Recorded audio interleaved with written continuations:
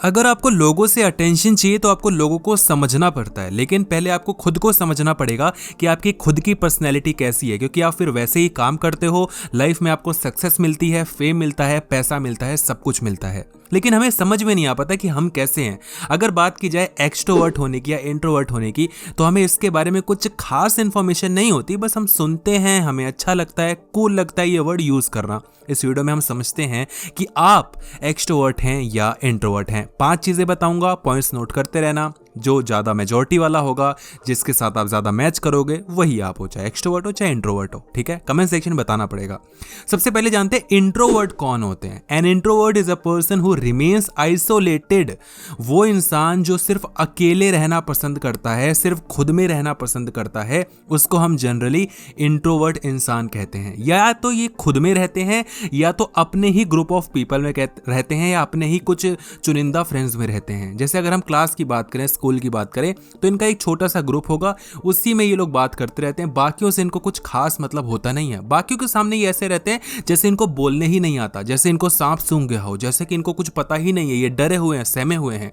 लेकिन जब ये अपने आसपास के कुछ खास लोगों में होते हैं तो ये इतना ज्यादा खुल जाते हैं, इतना ज्यादा बोलते हैं कि जैसे कि इनकी पर्सनैलिटी ही चेंज हो गई हो।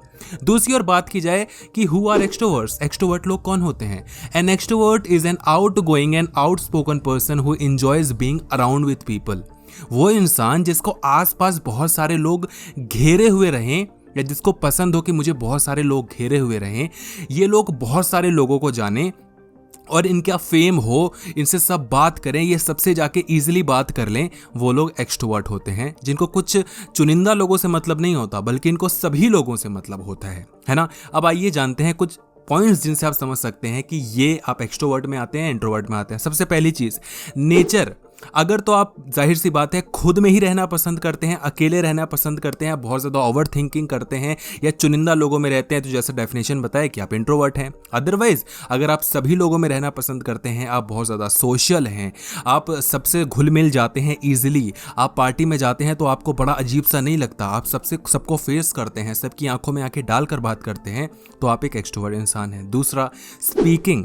अगर आप कुछ बोलने से पहले बहुत ज़्यादा सोचते हैं और इतना ज़्यादा सोच लेते हैं कि आप बोल ही नहीं पाते, तो आप इंट्रोवर्ट हो। लेकिन आप बोलने से पहले ज़रा भी कुछ नहीं सोचते और कई बार इस वजह से आपको मुसीबतों का सामना भी करना पड़ जाता है, तो आप एक एक्सट्रोवर्ट इंसान हो। अभी क्या ज़्यादा बोलना चाहिए, कम बोलना चाहिए, सही समय पर सही चीज़ बोलनी चाहिए, ये इंपॉर्टेंट है। इसीलिए एक्सट्रोवर्ट हूँ, इंट्रोवर्ट हूँ, इससे पहले खुद को समझो कि जो बोल रहे हो वो सोच समझ के सही बोलो। हाँ, इतना भी मत सोचने लग जाओ कि टाइम निकल जाए और सोच ही रहे थे भाई, एग्जाम का टाइम हम सोच रहे थे क्या लिखें और एग्जाम का टाइम ओवर हो गया। समझ रहे हो। तीसरी चीज, एनर्जी। ऐसे लोगों को बहुत ज्यादा एनर्जाइज्ड फील होता है जब ये कुछ अजीब सा काम करते हैं जो लोगों की नज़र में अजीब है, लेकिन इनको बड़ा मज़ा आता है। फॉर एग्जांपल, ये कोई हो सकता है कि कोई गेम खेलना बड़ा पसंद करते हो, उसी में घुसे रहते हो, उसी में घुसे रहते हो, है ना। तो लोग परेशान हो जाएंगे कि क्यों कर रहा है ये, ऐसा तेरे को क्या मिल रहा है।